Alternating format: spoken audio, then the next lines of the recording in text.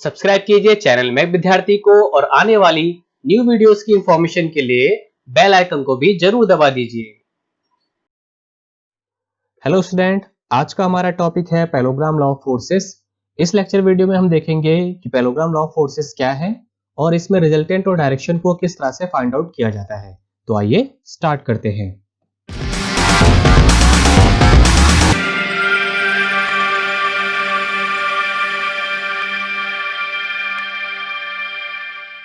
तो आइए अब समझते हैं कि पैरेललोग्राम लॉ ऑफ फोर्सेस का स्टेटमेंट क्या कहता है।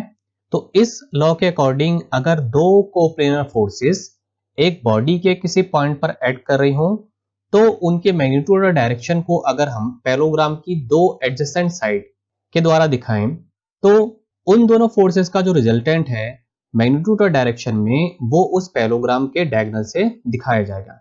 जैसे कि यहाँ पर पॉइंट O है, इस पर दो forces P and Q act कर रही हैं और इन दोनों के बीच एंगल है अल्फा। अब हमें क्या निकालना है, P और Q का रिजल्टेंट निकालना है।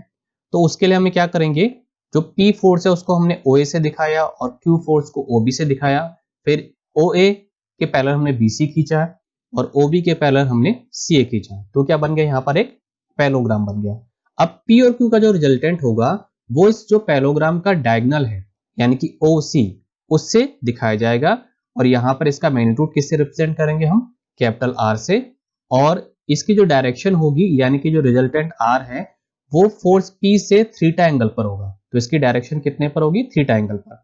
तो ये क्या होता है, पैरेललोग्राम लॉ ऑफ फोर्सेस। अब एक चीज ध्यान रखनी है कि इस मेथड का यूज केवल हम उन्हीं फोर्सेस के रिजल्टेंट को निकालने के लिए करते हैं जो कॉन्करेंट फोर्सेस होती हैं और कोप्लेनर फोर्सेस होती है। यानी कि जैसे P और Q क्या है, एक ही पॉइंट पर एक्ट कर रही हैं तो क्या होगा, ये कॉन्करेंट फोर्सेस है। और एक ही प्लेन पर एक्ट कर रही हैं तो क्या होंगी, कोप्लेनर फोर्सेस।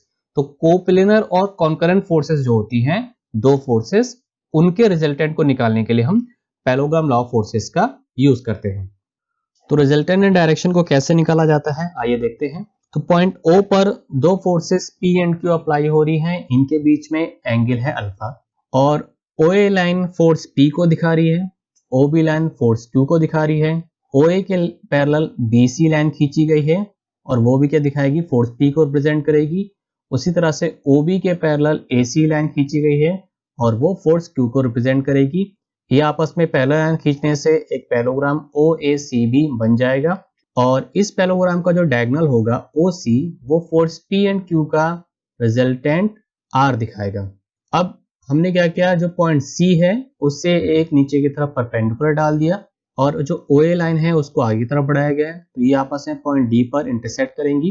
अब OB और AC आपस में पैरेलल हैं और OD इन्हें कट कर रही है। तो एंगल AOB एंड DAC आपस में क्या है, करस्पॉन्डिंग एंगल है और करस्पॉन्डिंग एंगल आपस में बराबर होते हैं। तो AOB अल्फा था तो DAC भी क्या होगा, अल्फा होगा।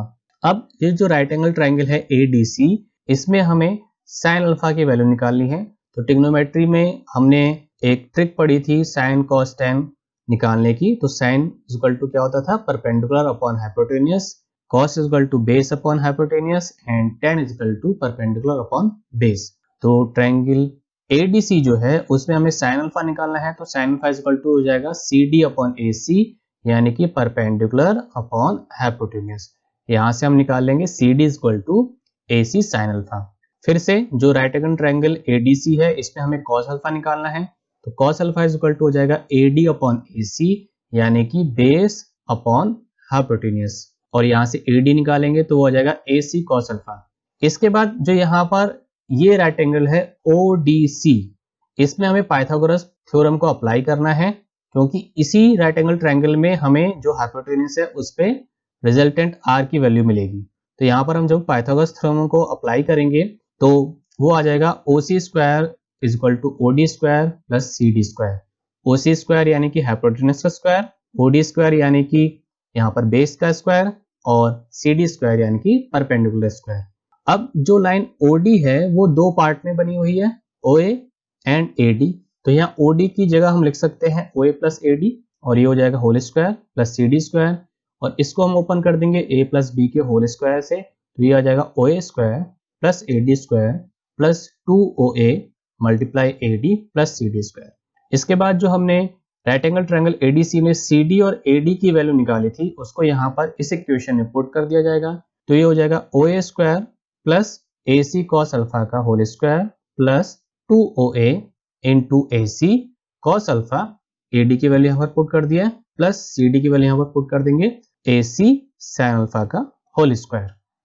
तो नेक्स्ट स्टेप आएगा, जब ब्रैकेट ओपन होगा तो OA square plus AC square cos square alpha plus 2OA into AC cos alpha plus AC square sine square alpha.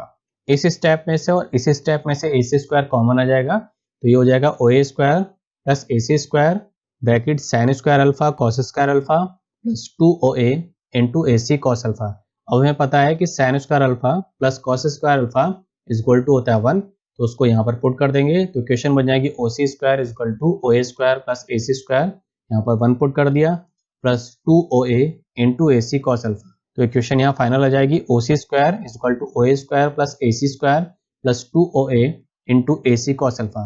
अब हमें पता है कि जो लाइंस हैं ये कुछ फोर्सेस को रिप्रेजेंट कर रही हैं, जैसे लाइन OA रिप्रेजेंट कर रही थी फोर्स P को, and AC and OB force Q को रिप्रेजेंट कर रही है, और जो OC डायगोनल है वो फोर्स के जो रिजल्टेंट है R उसको रिप्रेजेंट कर रहा है। तो ये वैल्यूज हम यहाँ पर पुट कर देते हैं, तो ये क्वेश्चन बन जाएगी कुछ इस तरह से, R square is equal to P square plus Q square plus 2PQ cos alpha.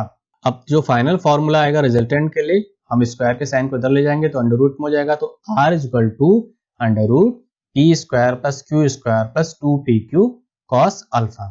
ये फाइनल फॉर्मूला होता है P एंड Q जो फोर्सेस है उनके रिजल्टेंट को फाइंड आउट करने का, तो इसको हमें याद रखना है।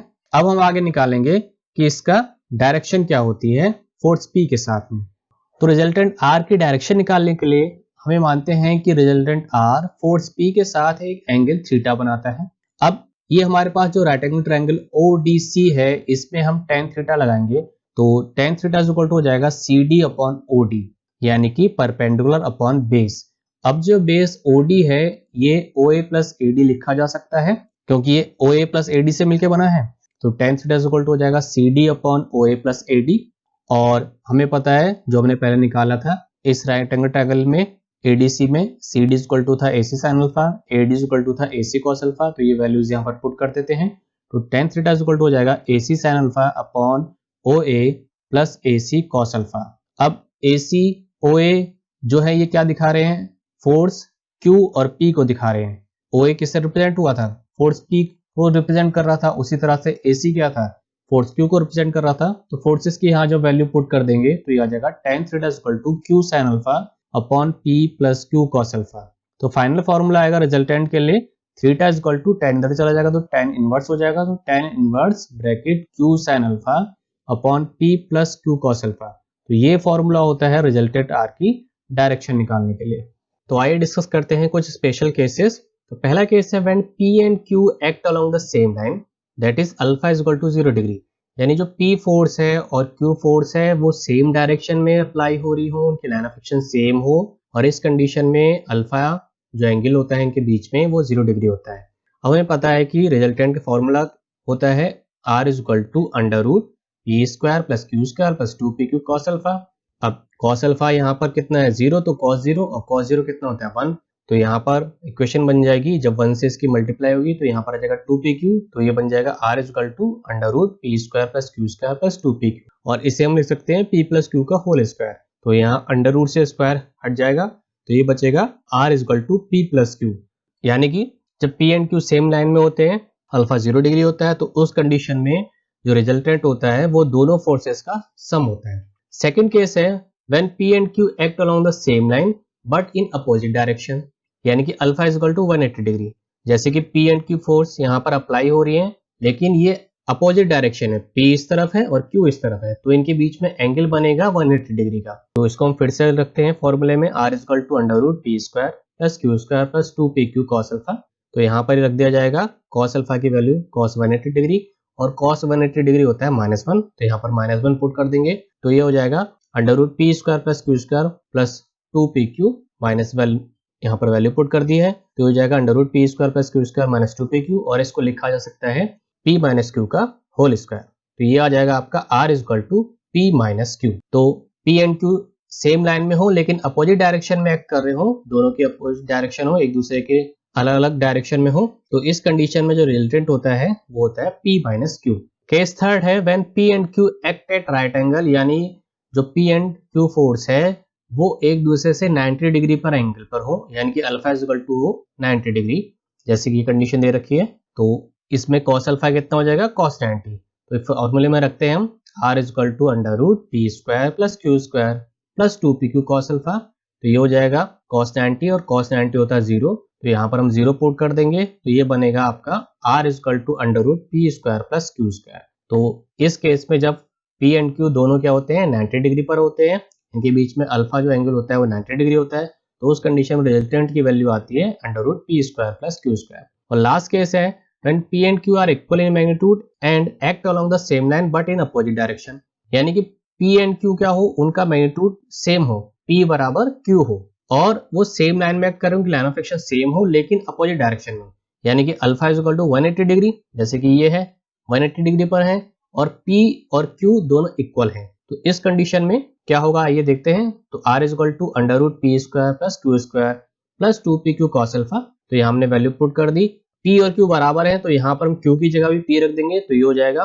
p स्क्वायर प्लस 2p, यहाँ पर भी q की जगह p रख दिया तो p यहाँ पर भी आ गया, और अल्फा है 180 डिग्री तो यहाँ आ गया cos 180 वो -1 होता है, तो इसकी वैल्यू यहाँ पुट कर देंगे, तो हो जाएगा अंडर रूट 2p स्क्वायर, ये p स्क्वायर जुड़ गया, प्लस p से p की मल्टीप्लाई 2p स्क्वायर -1, तो under root 2p square minus का 2p स्क्वायर आ जाएगा। तो r is equal to finally कितना आएगा 0, यानी कि इस केस में जब p एंड q दोनों इक्वल हो और अलग अलग डायरेक्शन में अप्लाई हो रहे हो पर उनकी लाइन ऑफ एक्शन सेम हो, तो जो रिजल्टेंट होता है वो 0 होता है। तो आई होप आपको समझ में आ गया होगा कि पैरेललोग्राम लॉ ऑफ फोर्सेस क्या है और इसमें हम रिजल्टेंट और डायरेक्शन को किस तरह से निकालते हैं।